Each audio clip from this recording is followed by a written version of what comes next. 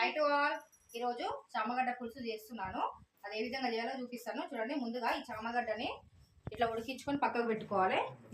ముందుగా ఒక కడాయి తీసుకొని అందులో జీలకర్ర, పొట్టు తీయని వెల్లుల్లి ఉంది కదా, ఇవి ఇందులో వేసి ఫ్రై చేసుకోవాలి. లైట్ కొన్ని మిరియాలు వేసుకొని డ్రై రోస్ట్ చేసుకోవాలి. వేయించుకున్న ఈ వెల్లుల్లి జీలకర్ర దాంట్లో 2 ఉల్లిగడ్డలు కట్ చేసుకొని మిక్సీలో వేసుకొని వాటర్ వేయకుండా మిక్సీ పట్టుకోవాలి. ముందుగా ఉడికించుకున్న ఈ చామదుంపల్ని ఈ విధంగా కట్ చేసుకొని 2 స్పూన్లు ఆయిల్ వేసుకొని అందులో లైట్గా ఫ్రై చేసుకోవాలి. ఈ పేస్ట్ని ఈ ఆయిల్లో వేసుకొని ఫ్రై చేసుకోవాలి.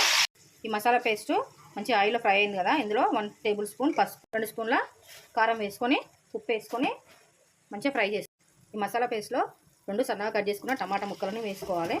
నిలువ కట్ చేసుకున్న పచ్చిమిర్చి లేదా కరివేపాకు, చామదుంపలను వేసుకొని కలుపుకోవాలి. నానబెట్టుకున్న చింతపండు గుజ్జుని ఇందులో వేసుకోవాలి. కావాల్సిన వాటర్ వేసుకోవాలి. తురుముకున్న కొత్తిమీర వేసుకొని మూత పెట్టుకొని 10 నిమిషాలు హై ఫ్లేమ్లో, 2 నిమిషాలు లో ఫ్లేమ్లో పెట్టుకొని ఉడికించుకోవాలి.